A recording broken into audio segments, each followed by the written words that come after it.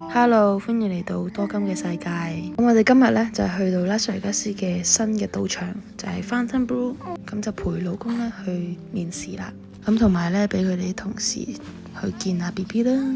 BB 一個見面會啊，睇下佢都好興奮啊，咬住條呔啊佢，搞笑啊。咁佢今日呢，就係、去完嗰個 daycare 呢，我哋就帶佢過嚟啦。咁呢間酒店呢，就2023年呢就落成，咁入邊嘅嘢呢都好新淨。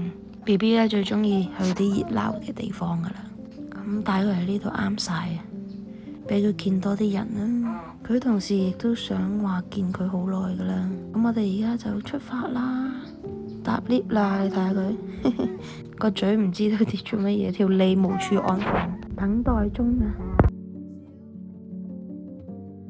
我哋到咗呢個 food court 呢，就等緊去 interview 先。完咗老公嘅 interview 呢，就去見佢啲同事啦。因為而家呢都係比較淡季，所以冇乜人。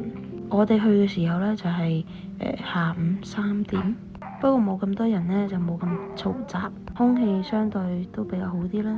對於 BB 嚟講呢，都 OK 嘅。因為如果你成日擺佢喺屋企呢，都唔 OK 噶。要出多啲街，接觸下啲新嘅人同埋新嘅菌呢，佢先至會嗰個免疫力先會好啲噶。同埋呢，大個咗呢，就唔會咁怕生啊。之後呢，爸爸 interview 完咗啦，咁帶阿金去睇下佢啲同事啦。個個人都話佢好大隻啊，好可愛啊，擠啲都唔少嘅陰公。咁之後呢，我就點咗個三文魚飯，好細粒啊，不過我覺得還可以啦，唔係好飽肚。咁呢度就係佢個 food court 嘅中間地段啦。咁我哋食完玩完見完呢，我哋就差唔多翻屋企啦要。咁呢個視頻呢，亦都差唔多結束啦。我哋下期再見。呢個視頻就點讚訂閱，拜拜。